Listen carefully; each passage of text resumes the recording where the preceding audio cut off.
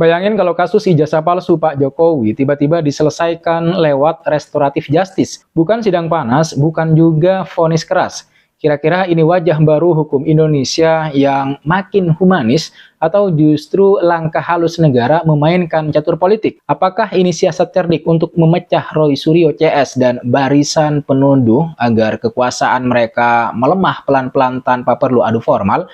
Atau malah tanda-tanda negara setengah hati menangani kasus ini supaya tetap menggantung seperti bola liar, siap dipantulkan kapan aja saat musim kampanye tiba? Jangan-jangan di balik jargon keadilan restoratif ada agenda yang jauh lebih besar dari sekedar hukum. Kita membayangkan seandainya beberapa orang yang dulu berada di barisan Roy Suryo mulai merapat ke Pak Jokowi dengan meminta restoratif justice sebagaimana yang belakangan menjadi perbincangan publik di berbagai media massa. Apakah mungkin juga nanti Roy Suryo akan melakukan hal yang sama seperti mereka, merapat ke Pak Jokowi meminta maaf dan kemudian berdamai? Ini menurut saya sebuah situasi yang agak ganjil tapi justru menarik untuk kemudian dibahas. Sebuah kasus yang sudah lama bergulir, penuh kontroversi, menyedot emosi masyarakat dan terus muncul di ruang diskusi politik, yaitu tuduhan ijazah palsu terhadap mantan Presiden Indonesia, Pak Jokowi.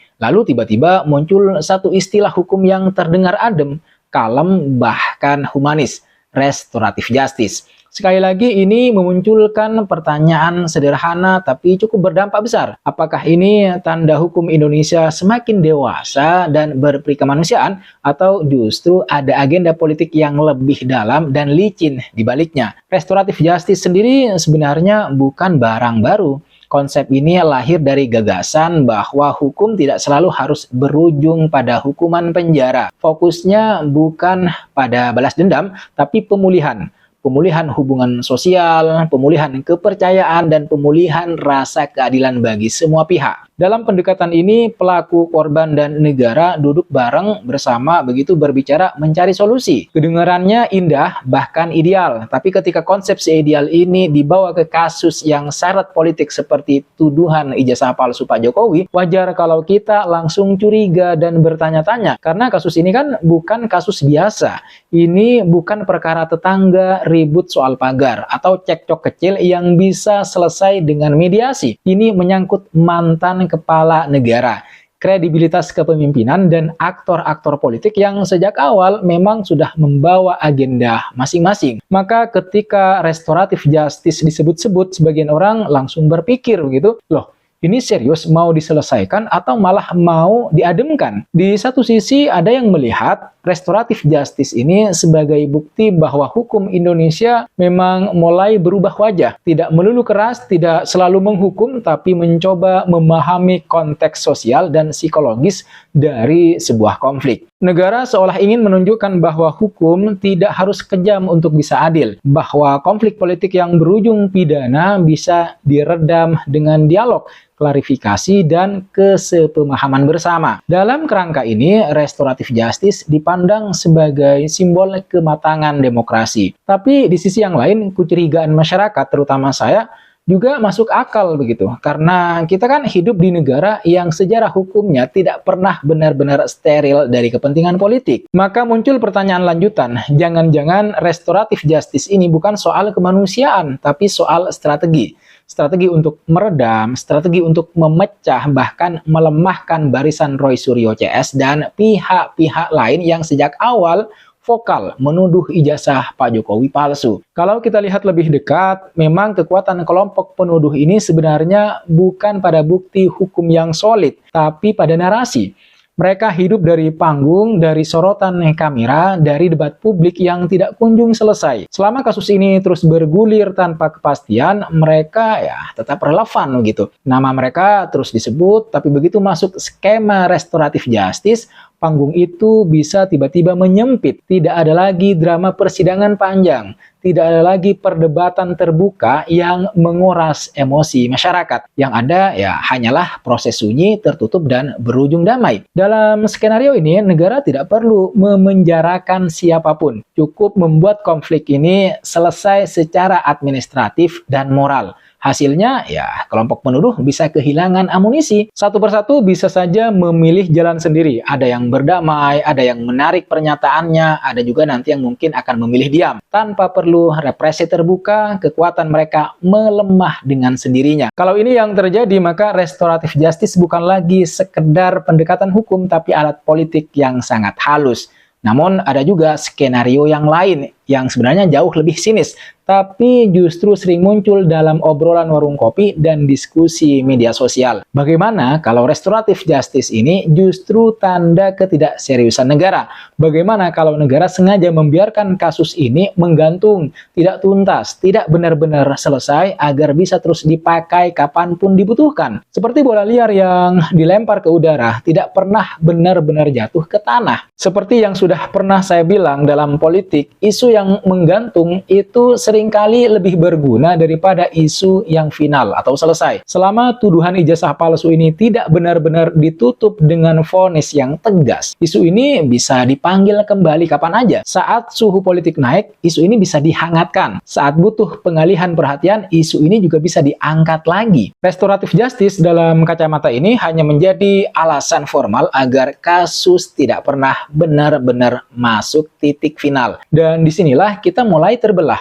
Ada yang merasa negara terlalu lembek, ada yang menilai negara terlalu licik, ada pula yang berpikir mungkin inilah jalan tengah terbaik di tengah situasi yang sudah terlanjur panas. Tapi satu hal yang pasti, kehadiran restoratif justice dalam kasus ini itu bukan sekedar soal hukum, melainkan soal persepsi dan kepercayaan masyarakat. Karena masyarakat tidak hanya menilai apa yang dilakukan negara, tapi juga mengapa negara melakukan itu. Kalau restoratif justice dijalankan tanpa komunikasi yang jujur dan transparan, maka yang muncul bukan rasa damai, tapi rasa curiga. Orang akan bertanya-tanya, kenapa kasus sebesar ini diselesaikan dengan cara seperti itu? Kenapa tidak dibuka saja semua di pengadilan? Apa sebenarnya yang terjadi? Di sisi Pak Jokowi sendiri, menurut saya restoratif justice bisa dibaca dengan dua cara. Pertama, sebagai bentuk kepercayaan diri. Seolah ingin berkata, saya tidak perlu membuktikan apa-apa lagi di pengadilan. Mari kita sudahi saja. Tapi di sisi lain bisa juga dibaca sebagai upaya menghindari polemik berkepanjangan yang terus menggerogoti citra. Meski secara hukum mungkin tidak terlalu berbahaya. Sementara bagi Roy Suryo CS, restoratif justice bisa menjadi pisau bermata dua. Di satu sisi, mereka bisa mengklaim sebagai pihak yang dizalimi dan dipaksa berdamai. Tapi di sisi yang lain, mereka juga kehilangan ruang untuk kemudian terus memainkan isu ini. Tidak ada lagi panggung besar, tidak ada lagi sensasi hukum yang bisa dijadikan bahan konten dan narasi politik. Pada akhirnya, maka pertanyaan besarnya bukan hanya apakah restoratif justice tepat atau tidak, tapi untuk siapa restoratif justice ini bekerja. Apakah untuk korban, untuk negara, untuk stabilitas politik, atau justru untuk mengelola persepsi publik agar konflik terlihat selesai, padahal sebenarnya hanya dipindahkan ke ruang yang sunyi. Kasus ijazah palsu Pak Jokowi sudah terlanjur menjadi simbol. Simbol ketidakpercayaan, simbol polarisasi, simbol bagaimana isu hukum bisa ditarik ke mana-mana. Maka ya apapun pendekatan yang dipilih negara, resikonya selalu besar. Terlalu keras dituduh otoriter, terlalu lunak dituduh tidak serius. Restoratif justice berada tepat di tengah-tengah dilema itu. Mungkin inilah cermin paling jujur dari kondisi hukum dan politik kita hari ini. Di satu sisi ingin terlihat modern dan humanis, di sisi lain masih bergulat dengan kepentingan kekuasaan dan manajemen konflik. Dan masyarakat mau tidak mau hanya bisa menilai dari satu hal, apakah setelah semua ini kejelasan benar-benar tercipta atau justru kabut semakin tebal. Karena pada akhirnya ya hukum yang baik bukan hanya yang terasa adil di atas kertas, tapi juga yang terasa masuk akal di hati masyarakat. Kalau restoratif justice hanya menjadi alat untuk merapikan masalah tanpa menyentuh akar persoalan, maka isu ini tidak akan pernah benar-benar mati atau selesai. Ia hanya tidur, menunggu momen yang tepat untuk bangun kembali. Dan mungkin itulah yang paling perlu kita waspadai. Bukan sekedar soal ijazah, bukan soal siapa benar siapa salah, tapi soal bagaimana hukum dipakai untuk menyelesaikan masalah atau sekedar mengatur agar masalah tetap terkendali. Kalau kamu punya pendapat soal topik ini, atau topik yang berbeda sekalipun, silahkan kamu tulis pendapat kamu di kolom komentar di bawah. Saya kira itu pembahasan kita pada video kali ini. Terima kasih sudah menonton video ini sampai habis, sampai selesai. Dan sekali lagi jangan lupa like, comment, dan subscribe, nyalakan notifnya. I'll see you in the next video.